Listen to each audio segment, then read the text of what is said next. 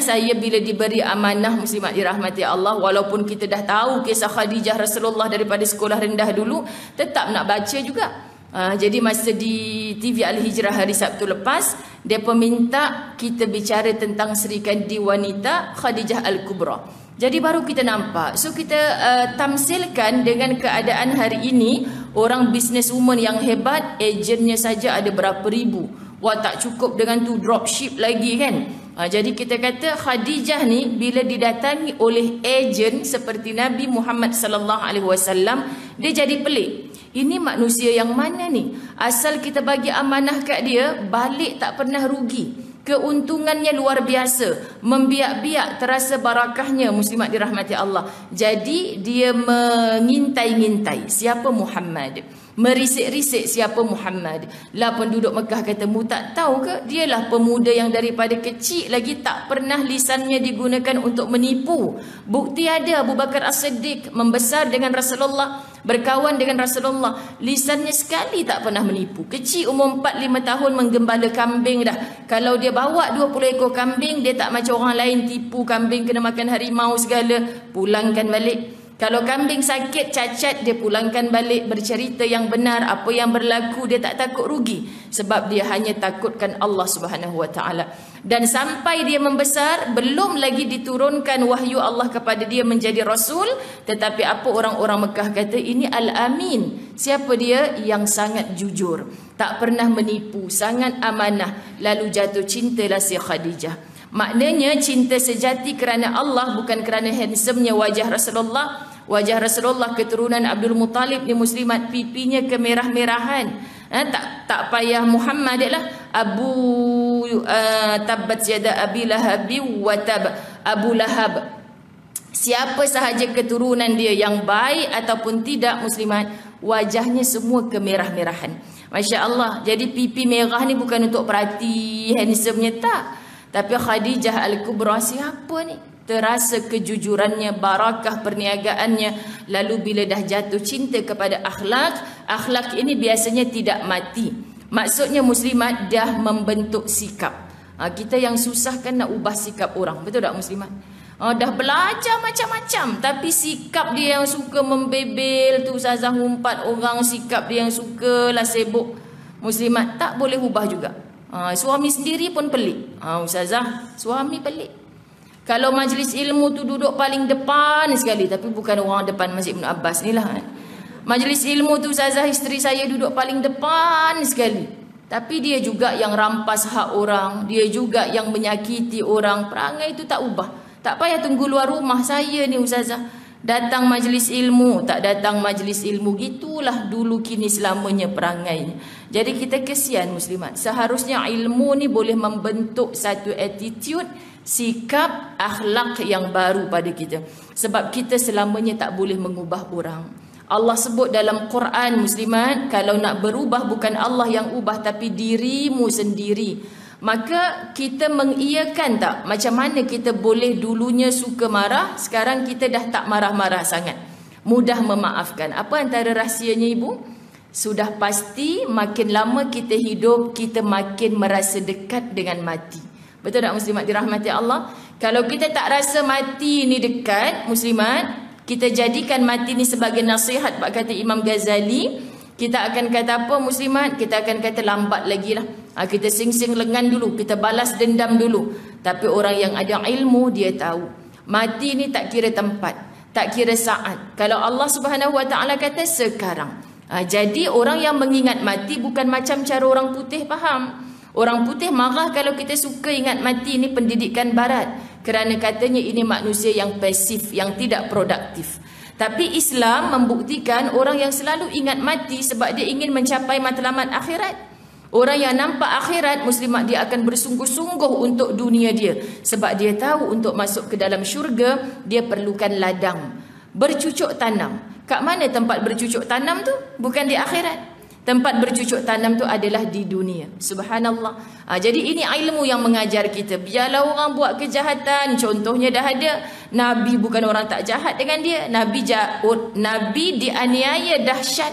lebih teruk daripada kita, tapi mengapa memilih untuk memaafkan? Walaupun Nabi juga mengajar, kalau ada orang membunuh anakmu, mu boleh report kepada penguasa, kepada pemerintah masa tu, boleh claim minta bunuh juga anak orang tu, boleh. Kalau anakmu bergaduh dengan anak orang tu, patah sebatang gigi, kamu boleh claim dengan pemerintah nak balas macam tu juga. Anakmu patah satu gigi, mu suruh anakmu tumbuk orang tu, tapi pastikan gigi yang patah tu bukan geraham, gigi depan juga. Agak-agak kita rasa fikir balik, aku kalau tumbuk dengan marah ni, mau semua gigi dia berterabur nanti. Cara balasnya mesti bagi macam mana orang tu balas. Jadi orang yang punya akal, payah rupanya nak balas macam tu. Memang boleh balas. Kan kata Nabi, lebih baik memaafkan indah. Subhanallah muslimat. Memang sakit, tapi contohnya ada, Masya Allah. Okay? Jadi pagi tadi tengok tanyalah Ustaz Dr. Farid Ravi, kita terkesan, Masya Allah. Di kalangan kita ada ramai saudara yang tidak dilahirkan oleh ibu kita sama-sama. Maknanya semua kita ni muslimat bersaudara. Tapi larat ke mak kita nak bersalin semua orang ramai ni? Tak. Tapi Islam mempersaudarakan semua orang-orang beriman. Sebab tu jangan pelik, tanpa iman suami isteri berpisah-pisah. Tanpa iman mak ayah yang sayangkan anak akhirnya berpisah, makin menjauh dia. Dinasihati tak mau. Buktinya ada dah. Nabi Nuh alaihissalam sampai 950 tahun yang tak nak ikut kepada dia adalah anaknya sendiri. Jadi setakat kita muslimat baru anak usia 19 tahun, jangan putus asa. Maka Masya Allah baiknya Allah memberi contoh yang hebat itu dulu dalam Quran. Maka tadabbur. Kita hanya mengaji, kita tidak mengkaji, sebab tu kita tak jumpa semua tu. Jadi subhanallah, kita terngiang-ngiang bahasa para asatizah kita. Semua kita bersaudara, syaratnya punya iman. Jadi sayang kalau aku nak syurga, tu yang pakai tudung-tudung bendera Malaysia ni nak syurga juga. Yang tak pakai tudung bendera Malaysia ni muslimat pun nak syurga juga. Jangan kata Ustazah sayang orang bendera Malaysia pakai tudung tu je lah. Tak. Asal di hati kita ada iman, semua jiwa kita penuh kasih sayang. Ya, muslimat, rasakan roh yang macam ni, kita takkan ada dengki-dengki sampai kita mati. Orang yang tak ada roh kasih sayang ni, tengok orang senang dia susah, ini yang hati yang paling sakit. Bahaya muslimat dirahmati Allah. Okey, mereka akan jadi manusia yang pengecut sebab tak berani berusaha. Kalau aku pergi sana nanti, itu insya-Allah tak mengantuk tu. Cuma kaki rehal tu tak cukup kuat. Terkejut dia muslimat, rehal dia tercabut. Tapi mata dia segar, Ustazah nampak. Jadi tiba-tiba dia satu sama ada mata kita layu ataupun kita dah terlebih berat. Dua-dua tak ada pada kakak ni. Dua-dua tak ada, Masya Allah. Comel aja kan. Kat sini pakai rehal masjid ke? Sebab saya diberitahu ada masjid yang rehal pun tak boleh pakai masjid punya. Kena bawa sendiri dari rumah. Allah kata macam-macam. Kadang Jaiz dah bagi dah, Jawi dah bagi dah SOP dia. Tapi AJK buat keputusan lain pula muslimat. Jadi orang yang nak datang ni kadang-kadang pening. Jadi saya kata tak payah pening lah. AJK buat macam tu mesti ada sebab muslimat. Jaiz, Jawi buat mesti ada sebab. Kan bukan Perdana Menteri buat, bukan mufti Menteri Agama buat, tapi KKM. Kan? Kalau Kementerian Kesihatan nasihat macam ni, maka kita ni dengar elok-elok, akur saja. Tak payah banyak cakap. Ustazah hari Sabtu ni bawa rombongan ke Pangkur muslimat kan. Sibuk tanya, Ustazah ada ke SOP? Dah memang ada lah. Driver bas sekarang ni muslimat, tiap kali nak naik bas tembak dulu. Allahu Akbar. Tembak dulu. Lepas tu, Kak, hand sanitizer. Kemain. Jadi gift kita dekat dalam beg tu pun muslimat, kalau program 3 hari 2 malam tak ada lain dah. Jangan haraplah nak dapat pulut-pulut kuning ke macam dulu-dulu dalam tu. Kita duk bagi hand sanitizer dengan penutup muka. Kan? Jadi kalau dapat itu pun orang dah berbahagia sangat dah. Sebab kadang rumah jauh. Lepas tu dah nak naik bas, Allah Ustazah saya punya hand sanitizer tinggal.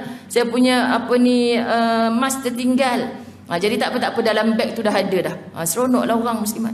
Tapi beruntung orang-orang Masjid Ibnu Abbas dulu dah pergi Pulau Pangku. Sebab kita pergi time tak ada orang sangat. Siapa nak pergi Pulau Pangku muslimat?